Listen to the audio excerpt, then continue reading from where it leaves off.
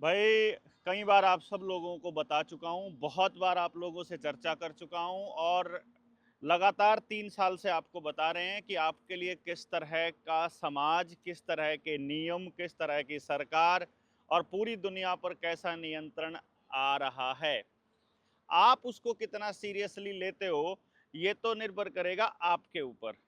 लेकिन वो लोग जो ये कहते थे ना कि गांव में ना बोला लठ दरे हैं, आन दे देख लेंगे, उन सब लोगों को एक बार इस पूरे गेम प्लान को समझ लेना चाहिए। इसी ट्रीटी के बारे में, जिसको पेंडेमिक ट्रीटी कहते हैं, बहुत टाइम पहले भी बताया था। सीधा सीधा अगर आपको बताएंगे कि आपका कैसे नाश करने वाले हैं, तो भाई ये चैनल उड़ जाएगा, ये वीडियोज उड़ जाएंगे। आर्टिफिशियल इंटेलिजेंस बाद में ढूंढ ढूंढ के, जैसे वो मच्छरों को मारते हैं, ऐसे ये ढूंढ ढूंढ के हमारी वीडियोज को उड़ाएंगे, चैनलों को उड़ाएंगे। वैसे भी 3 साल से ये सर्वेलेंस कर रहे हैं कि कौन आदमी कितना बोलता है, इसलिए आज बड़ा जरूरी हो जाता है कि आप सब लोगों को एक बार मोटे तौर पर बता दिया जाए और आप निर्णय लें खुद से कि ये सही है कि गलत है, और आप इसके पक्ष में हैं कि खिलाफ हैं। और यदि आप इसके पक्ष में हैं तो यकीनन, मतलब मैं इसको ये कैसे कह सकता हूं कि मतलब आप कितने समझदार हैं या कैसे हैं, मैं नहीं कर पाऊंगा, क्योंकि ये तो देखना तो आपको है कि ये कैसे आते हैं और इन्होंने अपना क्या गेम खेला है। इन्होंने मतलब सरकार के जो भी एजेंट है, कौन सी सरकार के, मैं इस वक्त जो बात कर रहा हूँ वर्ल्ड गवर्नमेंट की बात कर रहा हूँ, जो वर्ल्ड इकोनॉमिक फोरम या यूनाइटेड नेशंस के एजेंडे के अंडर में आकर के काम करते हैं। सबसे पहली बात, आपको मीडिया चैनल्स में ये बताया जाएगा, असलियत ये है कि नहीं है। मैं आपको डायरेक्टली कैसे बताऊं, अगर मुझे इतना खतरा है तो मैं क्या करूंगा, ऐसा भी तो हो सकता है कि फॉर्म में बताऊंगा। जब मुझे ये बताना होगा कि वैक्सीन के क्या क्या इफेक्ट होंगे, तो मैं साइड नहीं बोलूंगा, साथ में इफेक्ट के साथ, मतलब साइड इफेक्ट नहीं बोलूंगा, मैं यही बोल दूंगा उसके असर क्या हुए हैं, बता आप देना। तो सबसे पहले तो आप कमेंट बॉक्स में लिख के बताइए कि आप कहाँ से हैं जो ये वीडियो देख रहे हैं। और दूसरे नंबर पे ये बताइए कि मेरी बातों पर आपको कितना यकीन है, क्योंकि इस बात पर निर्भर करेगा कि हम आपको जागरूक करते रहें या फिर ऐसे ही चुपचाप बैठे रहें और सर्वनाश को अपनी आंखों से देखते रहें। अभी इस वक्त जो हम आपसे बात कर रहे हैं वो पेंडेमिक ट्रीटी के ऊपर है कि किस तरह से आपकी ना केवल शारीरिक बल्कि सामाजिक सॉवरेनिटी के ऊपर भी आपके अटैक होने वाला है। मैं इस फ्रीडम को किस तरह से मानता हूं, जैसे पिछली बार कोरोना का दौर आया तो आप लोगों को जब बीमारी नहीं थी और कोई सिम्टम नहीं था, तो आपको किसी एक्सपर्ट ने बताया कि आप पॉजिटिव हो। आप कह रहे हो मुझे कोई लक्षण दिखाई नहीं दे रहा, आप कह रहे हो मुझे कोई बीमारी नहीं है, लेकिन फिर भी आपको जबरदस्ती मास्क पहनना पड़ा, जबरदस्ती वैक्सीन लगानी पड़ी कि आपकी इम्यूनिटी हो सकता है बढ़िया हो, लेकिन आपको लगवाना पड़ेगा, क्योंकि नहीं तो आप दूसरे लोगों के अंदर फैला सकते हो। इसी तरह की चीजों का इस्तेमाल करके आपकी सॉवरेनिटी को, आपकी स्वायत्ता के ऊपर अटैक किया जा सकता है, और वो अटैक कंटिन्यूअसली होने वाला है, यही हम आपको बता रहे हैं। ये जो ये जो ट्रीटी है जिसके ऊपर साइन हुआ है अभी अभी, इसमें मैं आपको बता देता हूं कि भारत इसमें शामिल है सलाहकार के रूप में और एक बड़े एजेंडा को आगे लेके जाने वाले देश के रूप में। यानी कि बहुत जबरदस्त तरीके से मालूम है सरकार को कि अभी साइन कर दिया तो पंजाब से जो लोग उठेंगे, हरियाणा से जो लोग उठेंगे, बंगाल से जो लोग उठेंगे, वो पूरे के पूरे आकर के अगर दिल्ली में मिलने लगे तो इनकी गद्दी हिल जाएगी। इसीलिए ये चुनावों का इंतजार कर रहे हैं कि भविष्य में पंजाब और पश्चिमी बंगाल में कम से कम इन 2 स्टेट में तो बीजेपी की सरकार आ जाए। और अगर ये पूरा का पूरा गेम जियो पॉलिटिक्स अगर वर्ल्ड इकोनॉमिक फोरम खेल रहा है, तो ईवीएम का खेला अब की बार होने वाला है। अब की बार आम आदमी पार्टी के 50% से ज्यादा विधायक बीजेपी में शामिल होने वाले हैं, कांग्रेस के विधायक भी बीजेपी में शामिल होने वाले हैं। कैप्टन अमरिंदर हो सकता है बीजेपी का अगला प्रधानमंत्री डिक्लेयर कर दिया जाए, उस वक्त आपके पास कोई दूसरा ऑप्शन नहीं बचेगा, क्योंकि कैप्टन अमरिंदर ऑलरेडी मुख्यमंत्री रह चुके हैं, पिछली बार बीजेपी का सहयोगी रहा है।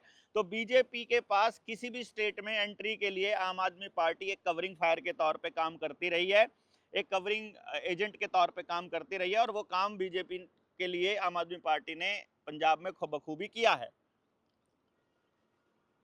जैसे ही इन 2 स्टेट में सरकार बीजेपी की आई, उस वक्त इस देश के अंदर गुलामी का असली दौर शुरू होगा। उसी दौर की भयानकता को ध्यान में रखते हुए मैंने अपने गांव में काम चालू कर दिया है और मैं अपने गांव के प्रत्येक घर तक अपना एजेंडा, अपना मिशन, अपना विजन लेके जा चुका हूं, ताकि हम लोग पूरे देश को एक विजन दे सकें कि भाई हम लोगों को अगर सरकार के ऊपर से निर्भरता खत्म करनी है तो हम क्या कर सकते हैं। तो मैं इस पेंडेमिक ट्रीटी के एक एक पॉइंट्स को यदि मैं कहूं तो ह्यूमैनिटी के अगेंस्ट एक बहुत बड़ा ये क्राइम है, एक तरह से मैं इसको कहूंगा। और ये एक डिजिटल गुलामी, यानी एक पूरी वर्ल्ड लेवल पर एक पूरे ग्लोबल गुलामी का एक ब्लूप्रिंट तैयार हो गया है। और इस ये आपके सामने जो कंपनियां या फिर जो सोशल मीडिया है या मीडिया के जो इन्फ्लुएंसर हैं, वो बहुत अच्छे तरीके से पुट करेंगे। अभी हरियाणा में भी 2-3 केस लाने की इन्होंने कोशिश की है, तो शायद इसके बहाने ये कुछ करने जा रहे हों। और आपको शायद मालूम नहीं है कि सिंगापुर में लॉकडाउन ऑलरेडी लग चुका है और सिंगापुर में मेडिकल इमरजेंसी घोषित होने के बाद में अब वहां पर पूरा खेल अमली जामा पहनाया जाना चालू हो गया है। वहां 2000 से ज्यादा संक्रमित पाए गए, यानी उनको पॉजिटिव पाया गया, और अब अस्पतालों में वहां वही खेल शुरू होने जा रहा है जो 2019 में शुरू हुआ था। मालूम है सिंगापुर में क्यों? क्योंकि सिंगापुर पूरी दुनिया का पहला ऐसा देश बना है जहां वैक्सीन ना लेने पर व्यक्ति के ऊपर आपराधिक मुकदमा दर्ज हो जाएगा, यानी कि वैक्सीन ना लगवाना अपराध घोषित हो गया है सिंगापुर में, और इसीलिए सबसे पहले कोरोना वहीं पर आया है। मैं आपको बहुत पहले से बता रहा हूं, इंडिया में क्योंकि 14 साल से कम उम्र के बच्चों का जब नंबर आया था, तो उसी वक्त जनता सरकार मोर्चा जैसे दूसरे संगठनों ने मेहनत करके, आवाजें उठा करके लॉकडाउन खुलवा दिया था और वैक्सीनेशन को बंद कर दिया था। इसीलिए पहले झटके में 12 साल से कम उम्र के बच्चों को टारगेट इस बार करने की योजना आ रही है। आपने मीडिया के न्यूज चैनल्स में ये सारा खेल देखा ही होगा। वही सारी वैक्सीन हो सकता है आपके बच्चे के पैदा होते ही आपके बच्चों को लग रही हो, वरना 4 साल के बच्चों में पहले कभी हमने हार्ट अटैक के केसेस नहीं देखे थे। ये पिछले 3-4 साल में बढ़े हैं कि कोई 4 दिन का बच्चे को भी हार्ट ब्रेन हेमरेज हुआ है या हार्ट अटैक हुआ है या कार्डियक अरेस्ट आया है, और 2 साल के बच्चे को भी, और 4-5-6 साल के बच्चे को भी। बाकी आप समझदार हैं कि वो किस वजह से आया होगा।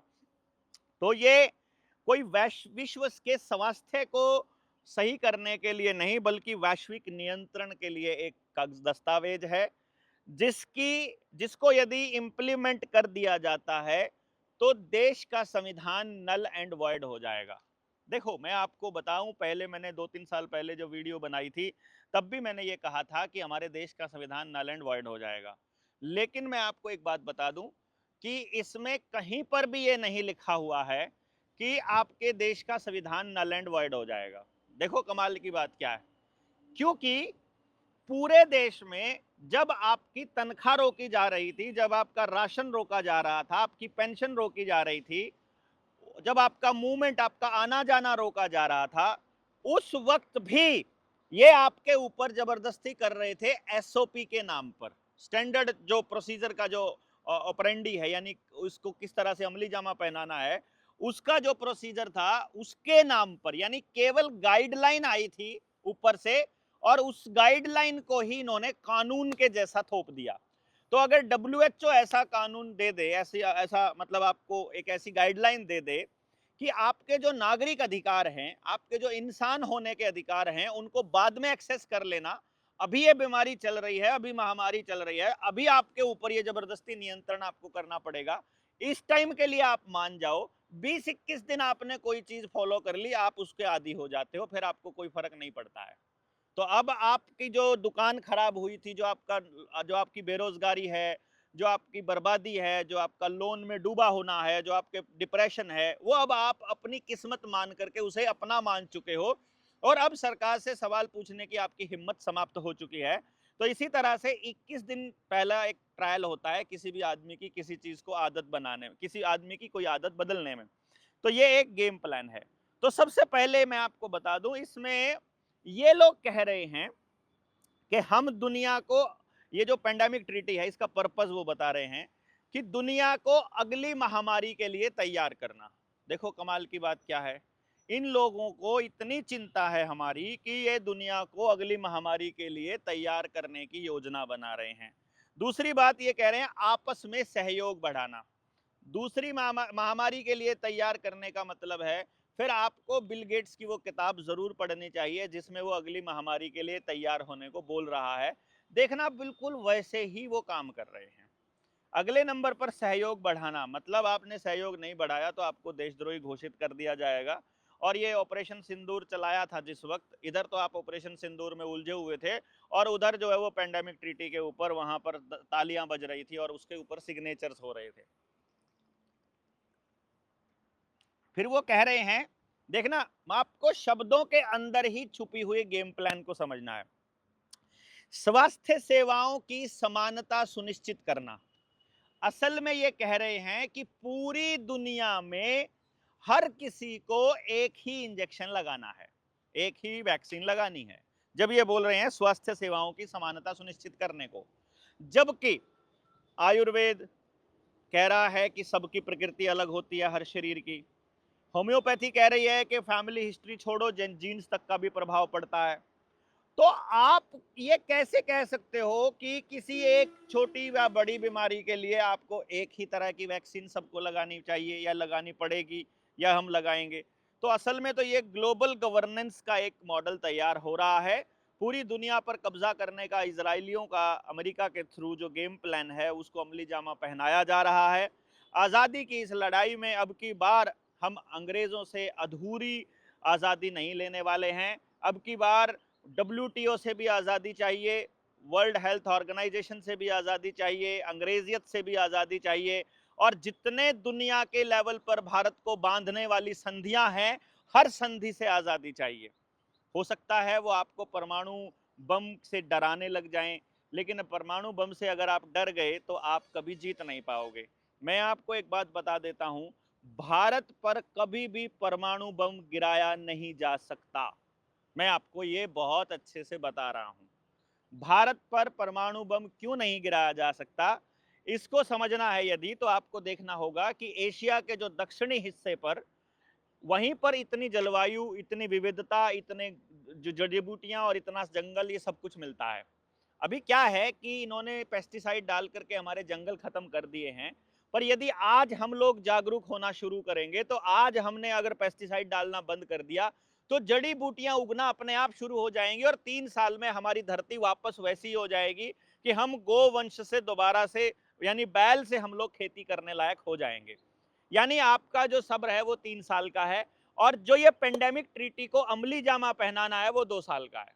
मैं आपको ये 2 साल इसलिए बता रहा हूं क्योंकि 2 साल में ये चुनाव भी हो चुके होंगे। इधर से पश्चिमी बंगाल का चुनाव मान लेते हैं कि दोबारा से ममता बनर्जी जीत गई और ईवीएम का खेल इनका फेल हो गया, तो उस वक्त के लिए फिर ये वहां पर हिंदू मुसलमान के दंगे या रोहिंग्या के दंगे करवा करके राष्ट्रपति शासन लागू कर देंगे।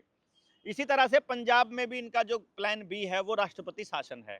जैसे मणिपुर में अभी राष्ट्रपति शासन चल रहा है, जैसे JNK में राष्ट्रपति शासन लगा देंगे, और इसी तरह से दूसरी जगह पर भी ये जहां जहां इनकी सरकार नहीं है वहां राष्ट्रपति शासन लागू हो जाएगा। राष्ट्रपति आपको पता ही है कितने दिमाग वाली है, वो तो आप समझते ही हैं। और बाकी जगह पर जो है वो मतलब इनकी सरकार है ही है, तो एक तरह से पूरी दुनिया में सरकार इनकी बन जाएगी। पुलिस के नाम पर स्पेशल टास्क फोर्स ऑलरेडी ये बनाने की तैयारी कर रहे हैं। भारतीय न्याय संहिता में इन्होंने एक जो अभी सिविल डिफेंस के नाम पर जो फॉर्म लिए थे इन्होंने सेना में भर्ती होने वाले, वो गांव में से किसी का भी कार्ड बनाकर वो पुलिस का मुखबिर उसको साबित कर, वो कह देंगे गांव के जो सबसे गुंडे लुच्चे बदमाश लोग हैं उनको ये पुलिस के साथ अटैच कर देंगे कि ये लोग अगर गांव में कोई हिला तो इनके ऊपर तुमने अटैक किया तो सरकार पे अटैक माना जाएगा। तो भारत सरकार यानी हमको दोबारा से अपने अधिकारों को वापस लेने की दिशा में इसके ऊपर काम करना पड़ेगा।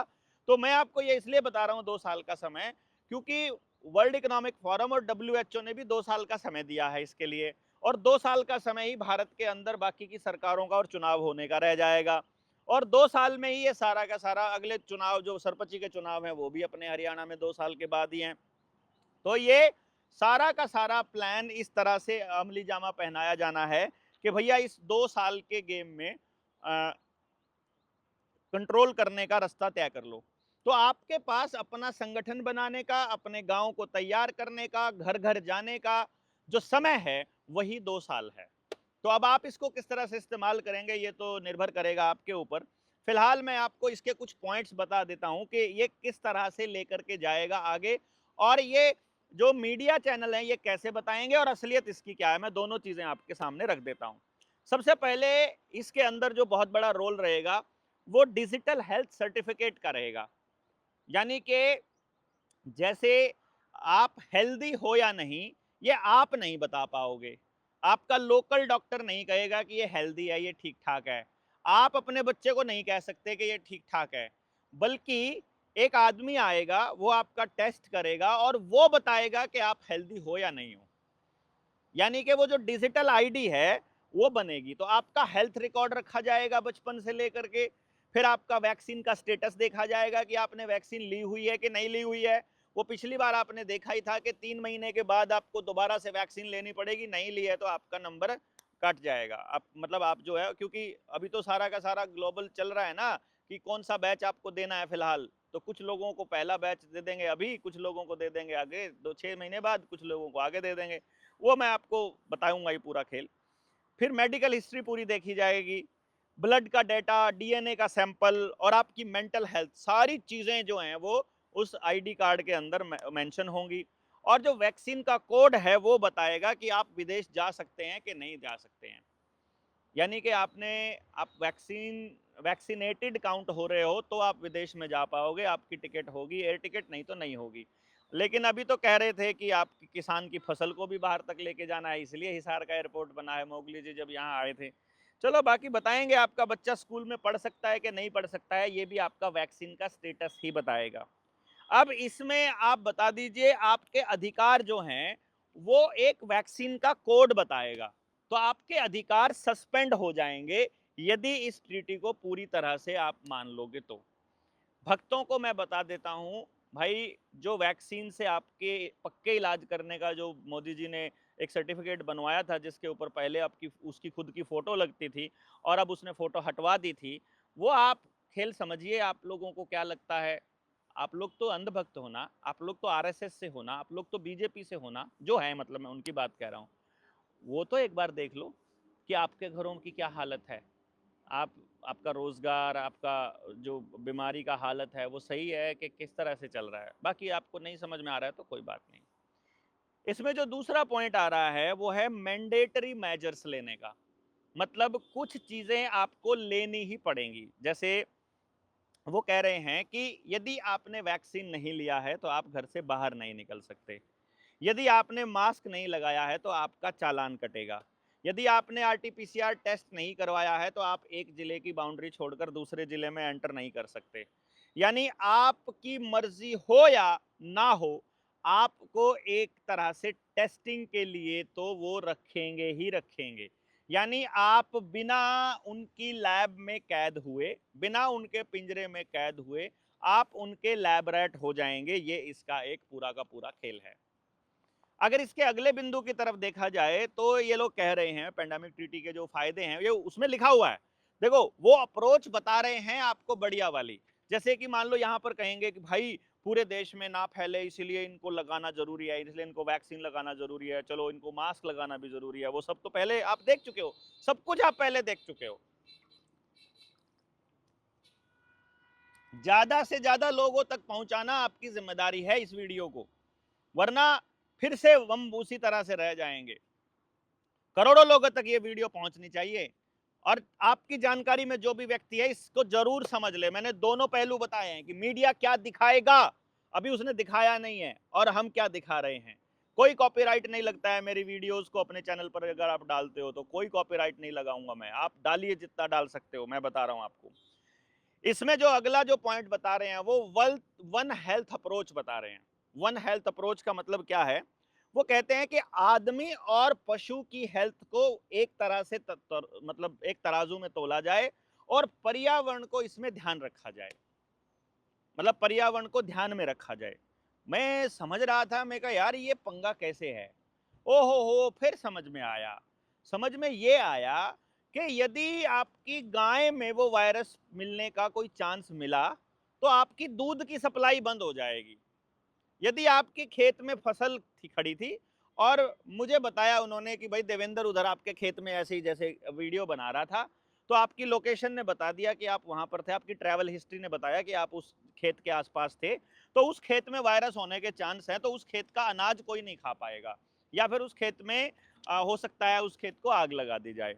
तो ये कह रहे हैं कि उस फसल को कोई नहीं खाना चाहिए जिसके अंदर वायरस होने के चांस हैं। फिर वो ये भी दे रहे हैं, वो पढ़े लिखे लोग जो, मतलब मैं तो असल में पढ़े लिखे नहीं बोलता उनको, ये जो डिग्रीधारी लोग हैं, इन लोगों जो साक्षर लोग हैं, इन लोगों के लिए वो कहेंगे इसकी ना कॉम्प्रिहेंसिव अप्रोच होनी चाहिए। वो कॉम्प्रिहेंसिव अप्रोच का मतलब वो यही लेते हैं कि भाई समग्र रूप में देखा जाए, समग्र दृष्टिकोण होना चाहिए।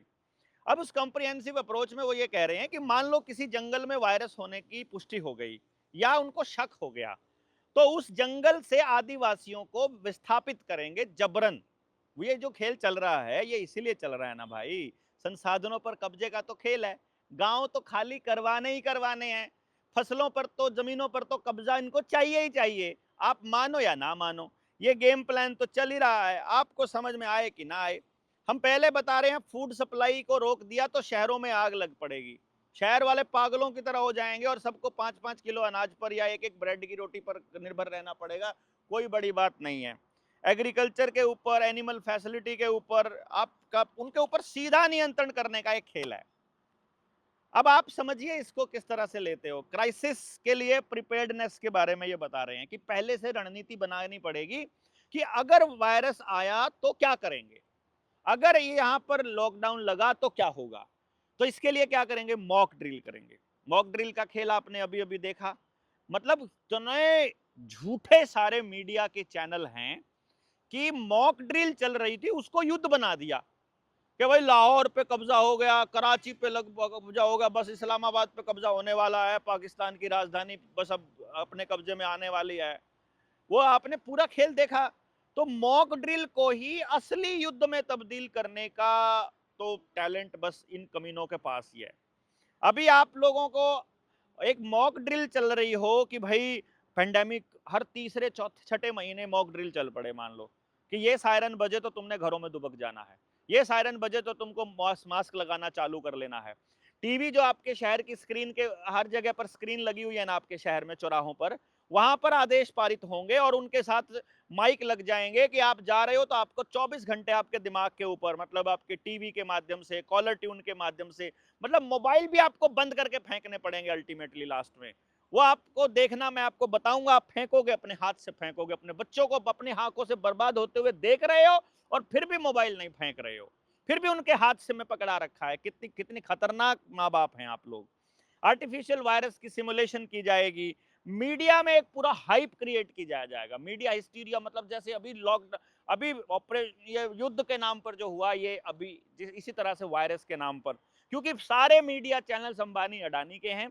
काम करने वाला जो व्यक्ति अंदर काम कर रहा है, वो व्यक्ति जो है, आपने सारे नेताओं को देखा था कि जब कैमरे के सामने आना था तो मास्क लगा लेते थे, बाहर जाते थे तो फिर से वैसे हो जाते थे। मोदी जी जब बैठे होते थे तो सारे मंत्री लगा के रखते थे, फिर मंत्री जी जब नहीं लगाते थे तो आगे खड़े हुए सारे एमएलए लगाते थे, फिर एमएलए लगाता था, नहीं लगाता था तो एसपी और डीएसपी लगाते होते थे, जब एसपी डीएसपी मुंह से उतार देते थे तो हवलदार लगाता होता था, इंस्पेक्टर थानेदार।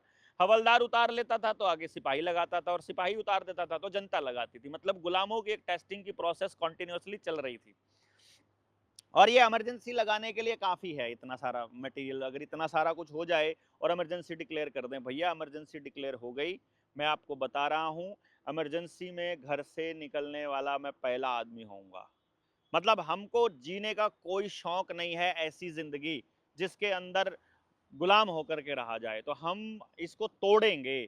उससे पहले अपनी सेना तैयार कर लीजिए, हर व्यक्ति के पास अपनी 20 लोगों की टीम होनी ही चाहिए।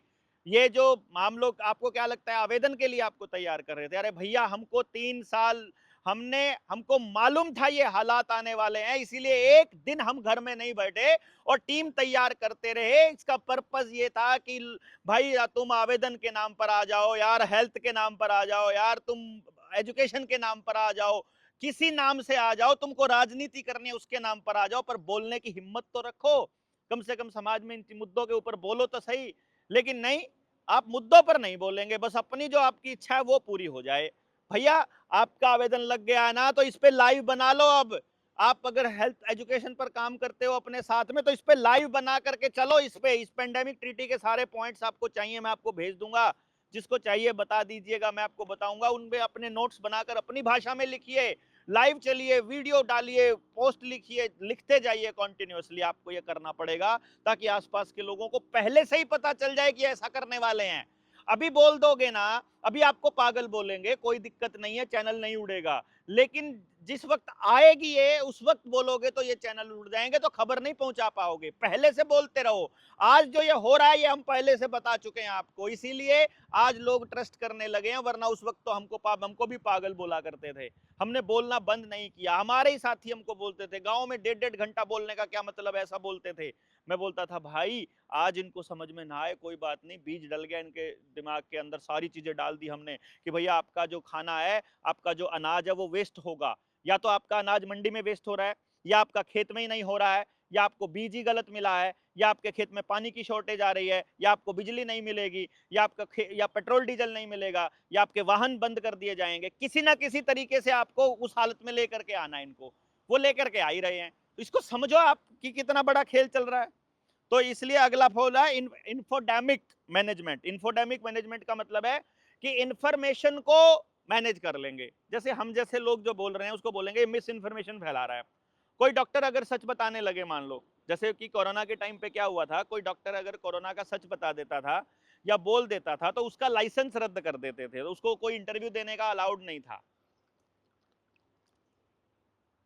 मीडिया चैनल वाले भी लेकर आते थे, तो आईएमए के किसी डॉक्टर को लेके आते थे, और वो डॉक्टर जो है वही पेलता था जो ऊपर से बोला गया है। रामदेव ने एक बार बोला था, रामदेव को घसीट लिया था इन्होंने सुप्रीम कोर्ट तक, और फिर रामदेव को भी पीछा छुड़ाना मुश्किल हो गया था। मान लो आपने ऑनलाइन आरटीआई डाल दी कि इसके ऊपर, पेंडेमिक के ऊपर, तो आप ब्लॉक हो जाओगे परमानेंट, और कोई आरटीआई ही नहीं डाल पाओगे। मान लो आपने कोई पीआईएल डाल दी, तो बोलेंगे कौन सा संगठन है, कहती जनता, क्या जनता सरकार मोर्चा, फर्जी संगठन, चलो ऐसा करके भेज देंगे वो लोग। क्यों? आपने जजेस को देखा ना, जजेस ने क्या खेल खेला था मालूम है ना। मेरा मास्क वाला जो केस है अभी तक पेंडिंग चल रहा है। मास्क वाले केस में सजा मिलेगी अब, जब 2 साल पूरे होने को होंगे, जब ये पेंडेमिक ट्रीटी लागू हो जाएगी ना, तो मास्क वाले केस पर तब सजा होगी और तब अंदर डालेंगे। सोचो कितना बड़ा खेल आप समझोगे इसको। भाई साहब, ये तब तक ऐसे ही चल रहा है। देखो 3 साल हो गए हैं उसको, मास्क वाले केस को 3 साल से ऊपर हो गया, 3.25 साल। लेकिन मजाल है कि आगे सरक ले। बता रखा है कि सारे मास्क वालों को तब जेल डालनी है। हमने भी बोला रखा है वकील को, भैया हमें जेल ही जाना है, बढ़िया है, इससे अच्छा तो फेसबुक पर यूट्यूब पर डालोगे तो बोलेंगे जी कम्युनिटी गाइडलाइन को फॉलो नहीं कर रहा है, चलो उड़ा दो इसको, फटा कर दो। ये सारा खेल चलेगा। वो बोलेंगे, मतलब जो जो अच्छे सूट बूट वाले क्या बोलेंगे, भैया आपको साइंटिफिक अप्रोच रखनी चाहिए, पीसफुल प्रोटेस्ट करना चाहिए, आप कोर्ट में जाइए ना, इस तरह की भाषा बोलेंगे वो। ये हथियार की तरह इस्तेमाल करते हैं। एक जैसी सोच के लोग बनाना चाहते हैं, एक जैसी एक कमोडिटी की तरह, ट्रैकेबल कम्युनिटी बनाना चाहते हैं हमको, वो हम लोगों को बिल्कुल नहीं होगा। तो इसमें क्या है कि डब्ल्यूएचओ को अधिकार होगा कि वो क्या गाइडलाइंस दे रहा है, सबको क्या कह रहा है कि भाई तुमको ये सब करना है। तो पूरी दुनिया में जितने भी हेल्थ के मेजर्स हैं, चाहे आपकी आयुर्वेद है, चाहे एक्यूप्रेशर है, एक्यूपंचर है, अल्टरनेटिव मेडिसिन हैं, दूसरा हेल्थ के दूसरे वेलनेस के जो तरीके हैं, योगा है, प्राणायाम है, वो सब खत्म हो जाएंगे। आयुर्वेद और होम्योपैथी सब कुछ, मतलब।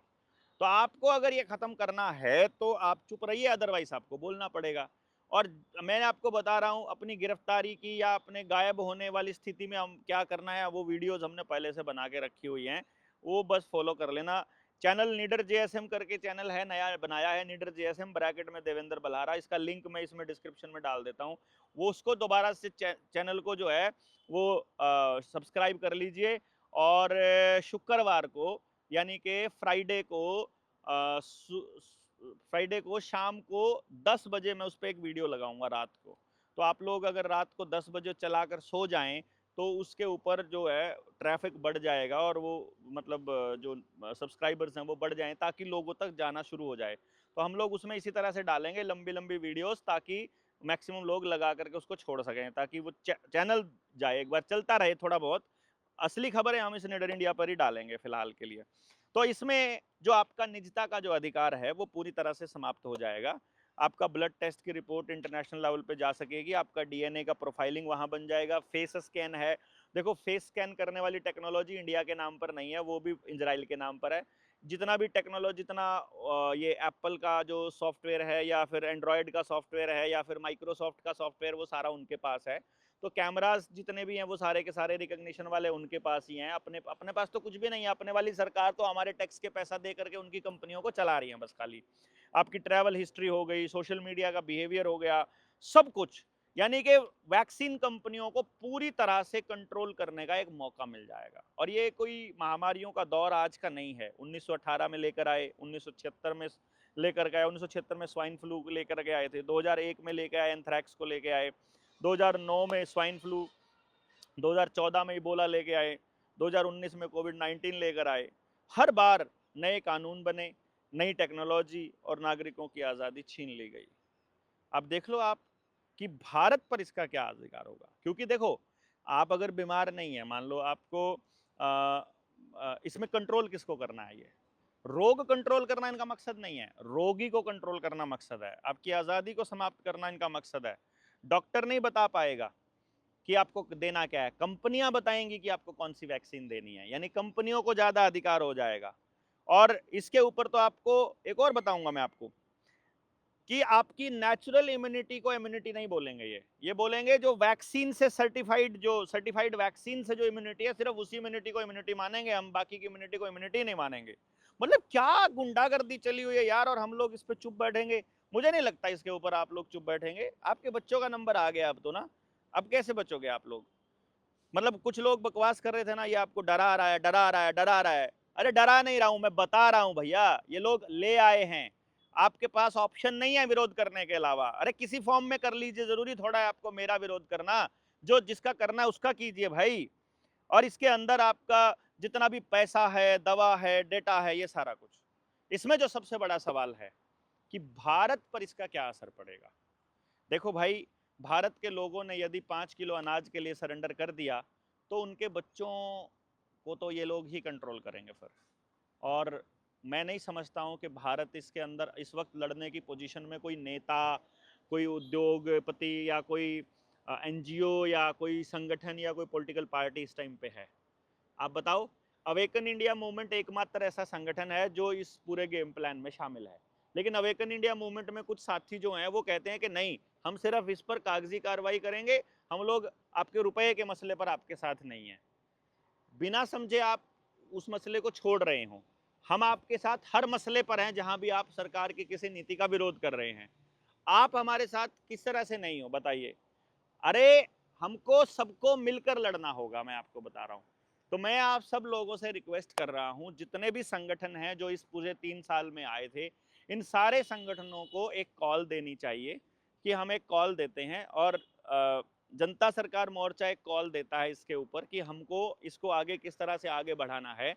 जून के महीने में आखिरी संडे को हम एक कॉल दे देते हैं कि दिल्ली या करनाल की किसी बड़े बैंकेट हॉल में हम लोग एक जगह तय कर लेते हैं। वहाँ पर हम एक मीटिंग करते हैं, नेशनल लेवल का एक सेमिनार ऑर्गेनाइज करते हैं 2 दिन का या 3 दिन का, जिसमें इसके ऊपर रणनीति बनाई जा सके और इंटरनल कॉल दी जाए। और इंटरनल कॉल दे करके ही संगठनों के प्रतिनिधियों को बुलाया जाए और वो संगठन अपने प्रतिनिधियों के अंदर चर्चा कर ले कि हमको वहां जाकर के क्या बोलना है, ताकि हम लोग केवल और केवल बीमारियों पर चर्चा ना करें।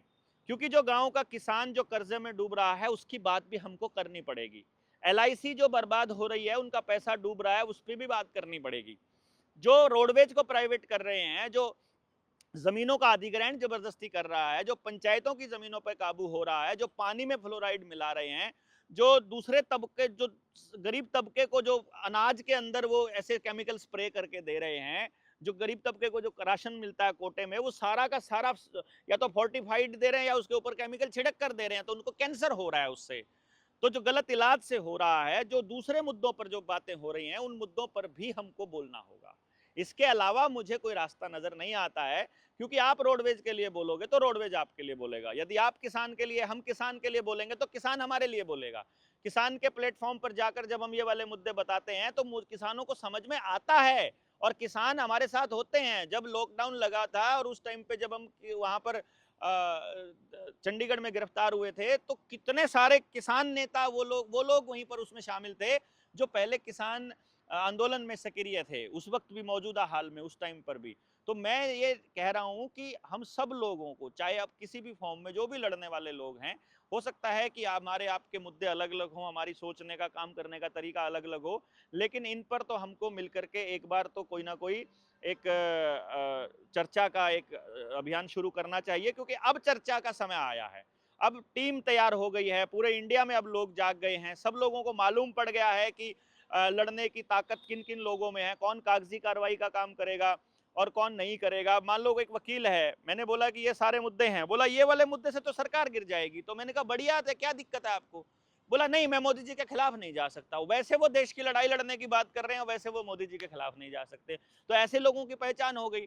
अभी जो ये जो लाल झंडे वाले लोग हैं, इन्होंने तो कितने, ये ट्रेड यूनियन के नाम पर जो कम्युनिस्टों ने जितने सारे आंदोलन किए हैं, ये जाकर के हर आंदोलन में झंडे लेकर सबसे आगे जाकर के बैठ जाते हैं।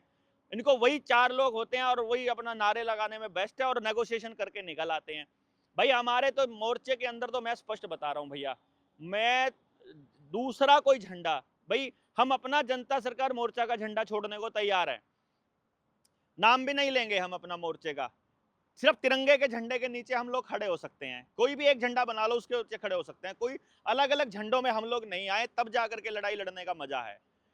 फिर फिर कोई संगठन आकर के अपनी ज्यादा वो नहीं कर पाएगा। अपने संगठन को रिप्रेजेंट करने के लिए आइए, अपने संगठन की तरफ से बोलिए और उसको जाइए, और जो संगठन उसको लीड कर रहा है, जो जिन लोगों को मालूम है लड़ाई पूरी क्या है, देखो पूरी लड़ाई अगर 360 डिग्री आप नहीं जानते हो तो आप लड़ नहीं पाओगे, फिर आप नेगोशिएट कर जाओगे। ये चाहते यही है कि आप 100 मांग लेकर आओ और उनमें से 2 के ऊपर मान जाओ या 50 के ऊपर मान जाओ। क्यों भाई, मांग आपकी कैसे हो सकती है? आपका तो आदेश होता है, आप तो जनता है, आप तो मालिक हैं। वो कौन है? मतलब हम कमजोर हो जाते हैं तब हम ढूंढते हैं किसी तरह से फेमस होने का रास्ता या अपना काम निकालने का रास्ता। वो हम नहीं करेंगे, हम लड़ेंगे, आखिर तक लड़ेंगे, और ये यही हमने तय किया है। आप लोगों को किस तरह से लड़ना है, आप अपना फीडबैक डालिए, इसके अंदर आपको क्या करना है आप अपना कमेंट बॉक्स में डालिएगा कि आप किस तरह की लड़ाई लड़ना चाहते हैं, आप इस लड़ाई को कैसे समझते हैं। तो आप सब लोग इसमें साथ रहे, आपका बहुत बहुत शुक्रिया। शेयर कीजिएगा जितना अधिक लोगों तक शेयर कर सके। धन्यवाद। जय हिंद, जय भारत।